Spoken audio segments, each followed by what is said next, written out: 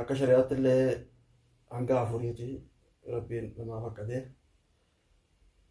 sarmaa ta'ee egaa maallaqa isin hojjetanii walii qabdan jalaa fuutee egaa deemtee dhoo isatti fuudhu osoo hin ta'in. Mana mataa fi dhiqanii beektaa warroonni mana mataa fi jirtan mallaqa inni akkatti dhufu. Liggisuudhaan wali funaanee. Wanta uffata malee fuulilee ayyaana.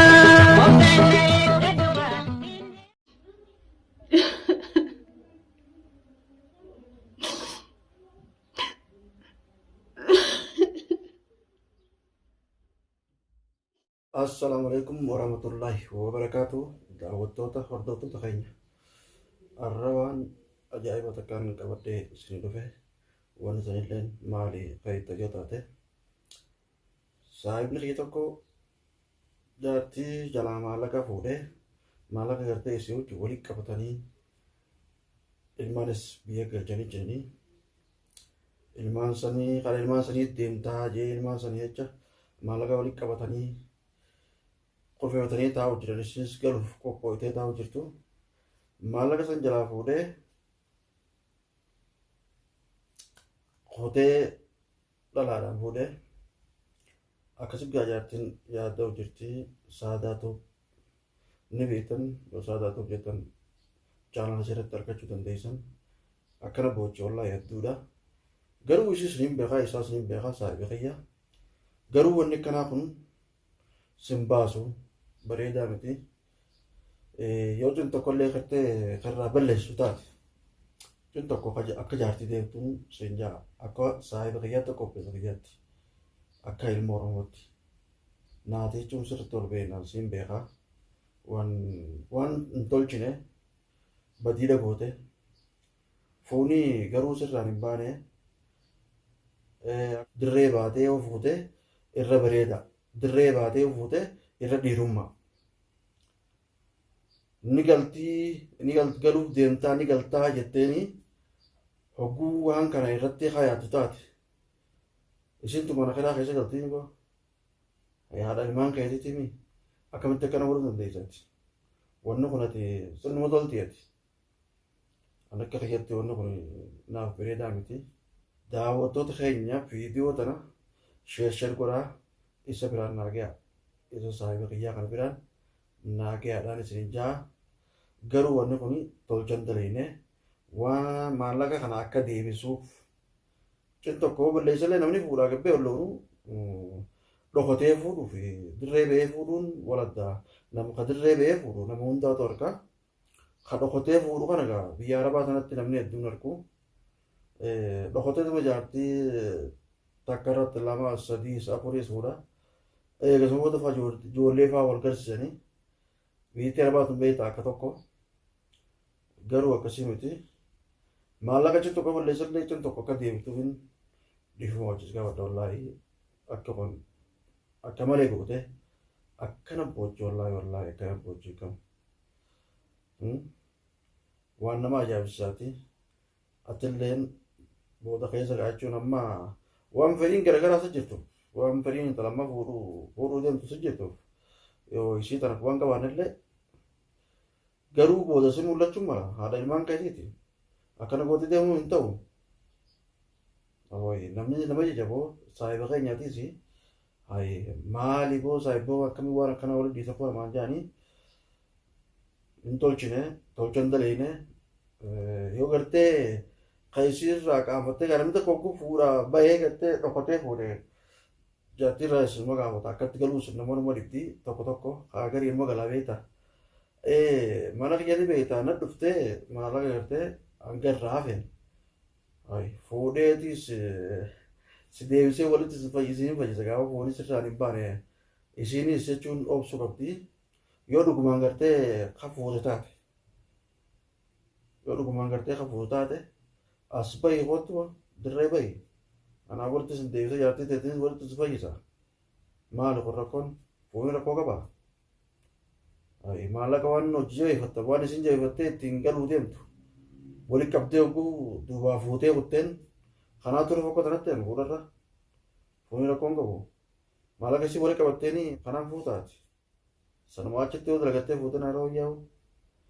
Takka hanga ishiin deemtu maal eegin maallaqa sanii na duraa deemti jetteeti daftee maallaqa saamtee intalti akkas duraan bararre daftee irra buuteeti. Aboo as bahe yoo dhugumaan gartee hafootee haatee as bahe. Ammoo wanni kana biraankii jettee biraankii namarra dalaguu hin taatu. Biraankii jettee waan akkana namarra dalaguu hin taatu. Boodaaf walamantii dhabama. Amma torban tokko keessa eega dhabamte. Fuutee jennee namni oduu garagaraadhaan anillee oduu nan dhageeti. Ganti keessis oduu dhageesseeti naawu gaafatteeti. Naawumma saayiba keeti na shakkuun mala. Yeroo balloon quba qabaa jechuun waan kana quba baachuun dhabu. Aboo an dhageenyee natti illee hin dhufne hin jeen. Waliin nama shakkisiisin jaatii teetiin gaa. Akka waan nuti gatteessa quba nuufaa gootee. Gama keenya dhiyaadhu si galchinee waliin gartee kaa waa hundaa fedhu ta'a. Maallaqa cin tokko nyaattee cin tokko gartee fedhii waa haruusa guddaan godhanne gaafa namni haruusa guddaa godhate beektaa maallaqa jechuun fita. Maallaqa akka dhageenyetti gaa wayya fuute jalaayee akka ganti keenuu himattis akka saadaan himattis maallaqa wayya jalaa fuute. Akka isiin boochee qacceellotti akkana rakkachuuf jirtuttis maallaqa shilingii malatti nama bineef isin tun kiraa mana rabaa isin galtu. Hai kiraan kafaltu isin. Moodente fuute sanamarraa kiraa kafaltaati. Isin irraa kiraan kafaltu jechuudha. Isin ofirraan kafaltu manatti nama bittuu jira tokko. Akkuma tamma fuute sana yaadutti tas dura fuutee usee watti beekami. Nama ta duraati yaadeetu ta lammadaatiifis yaadaa beekadhu. Suniif wanni kun gaarii miti karaa keenya dhiyaattee gartee akka walitti isa fayyunu bareedaadha. Gama keenya dhiyaadhuun sin ja'a Abuubakri. Saayiba kiyya qaali. Akkanatti jechuun jaalaltii isin hin badinii yoo fuudhu baatte si fuusifna. Yoo fuutee as bahi rakkoon qabu kun. Amma waan takka irra fuutee fi silaa duraan irra fuudhuu barsiifte jaartii ta'e akkana cinqamtee loltu. Akkanatti aartee loltee boochee dachii tana garan galchitu. Amma dachii tana garan galchitee jirti. Tara lama sadii afur telefoona dhoottee abboo kan galtee sit dhufee saayiba kiyyaa bireeti. Ati sigaa dhokotte telefoona buusa dhiyee hin kaaftu. Isii yoo sit dhoote hin kaaftu. Ayyoo fuute dhiira akka ta'eetiiti. Ayyoo akka keessatti fayyadatu gabbee fuudhuun mala. Ayyoo naan bareettee fuutees yoon xiqqoo dhaabbu yeroon tun achi asiitu takka hoo ishii tanaaf dura yaati. Nama ta duraati yaadeetu ta boodaatis yaada. Jeefaa gaa yoo waliin marennee jechuun achi faasi fuute malee haa jechuun si dhoorkuuf hin ta'u beekadhu. Meetti yaati. Yoo viidiyoo tanallee kan dhiyeessaatti dhaggeeffadhu. Dhaggeeffattee karaa kiyya akka dhiyaattu hin jaa. Daawwattoota hordoftoota keenya. Namni hedduu jira namni akkasaa kuni warreen gadi gaa jechuun duraan fuudha barsiisee osuma jaartii mareertumaa gabbee fuudhaa yaakee mala ishee akka fedhattee tumaatti dhufti. Biyya arabaa kanatti beektaa masruufni haa ta'u malee osuma haadhamu masruufanii malee akka biyya tanya isaatti maariin gurguddoon isin jettu osoo maarii jechuun duraanuma 200 akkana kanuma waamuu qabduun goota. Akka biyya tanyatti maarii jedhanii ooluu achittis jaartii taanii maarii akka godhasitti jirtu. Dhiiraa fi dhalaan asitti jechuun hedduu akka kiyyatti. Dhalaan jaarsa namaatti jettu suma jaalaltii olloon falagootaatti rakkoon qabu.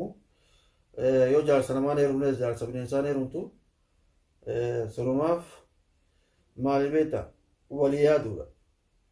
Tagartee gubbaan dhuftu jaartii taan gubbaan dhuftunis duraa tanaa yaade anis naa yaadaa jechuudha beekadhu. Yoo ta duraa tanaa yaadin isinis waa yaadu qabu. Maallaqa jaartii duraa ta'uu hojii dalagatte kan waliin kuufatanii jechuun haadha ilmaaniiti abbaa ilmaaniiti ilmaan isaaniiti isinis gara biyyaa meeshaa qopheeffattee deemtu. Isumaa qophooytee kara biyyaa deemtu meeshaa waa hunda qopheeffattee jaayisi taate maallaqas manduubaa fuudhee karaa fuudhaatiin kutaa qaama inni isiin mana keessa rakkachaa jirti. Akka kun sin baasu as bahii isin lenta gartee biyyatti qadeemsan sababa gartee fuudha keetiitiin ni utee ishee waa duraan isii argiteetu fuudhuu deemtaa bire akkas fakkaatti gaa isin ammoo shakkitee jirti waan ta'u nuu namantuu qaama osoo boqrii dhufu ennees hin dhufu ennees fuudhe ennees hin fuudhe ennuus namatu amma siituu nuuf shakkisiisee ifi shakkisiise akkana kanaaniin piraanki dalgattee dubbii biraati immoo kijibaan fuutee dhugaan bulchita dhugaan rakkan meenneen siin jaan dhugumatti daawwatoota hordoftoota keenya koomentii irratti mee waan inni godhe kana viidiyoo si yeroo dhaqaatis ilaalaadha micoon sana akka isin itti gochu akka isin itti gatoottu akka isin inni itti rakkise waan isin amata meeqa walitti qabattee karaa ilmaatiin galeetti kana jalaa fuudhee okkuu jechuun jaartii biraatiin fuudhe hagam takka jechuun nama dhukkubsitii hagam takka nama aarsiti koomentii jalatti na barreessaa warreen dhalaatis warreen dhiiraatis maaliif foonii dhiirtis numa fuudhe dhalaatis numa heerumti kunii rakkoon qabu garuu wal yaaduudhaan nu barbaachisa ta duraatiifis yaadee ta lamadaatiifis yaadu maallaqa wajjin dalagatan kana nusa mana dhiisee fi nusa fudhatee gartee yoo fuudheenis rakkoon qabu isin nusanitti haajaa baatee mana keessa teessi silattuu aarrii dhalaadhaa torbaan tokkochaa mana aaree agartee aruusaa kana jiru yoo namni bira gartee manguddoo itti godhee dhalaa saayiba sitti itti godhee sirra fuudhuun gaajaarsi sirraan hin baane kun rakkoon qabu obsi janiini yoo nama bira geggeesse rakkoo waan qabdu osuma namatti isiniminis badee jechuun fuudhasaa dabree garuu as bahuu sunis ta'e kun torbaan ga'ee jira suniif mee walumaan qalaallu ta'a inshaallah gara biyyaatiin deemaa gara ilmaan biyyaatiin deemee qophaa'ee akkana taa'u jira jechuudha garuu inni mana irra dalagee irras deebi'ee mallaqa fudhatee warqii naan hambifne warqii fudhatee mallaqa naan hambifne wanta akka mana keessatti naan hambifne jechuudha.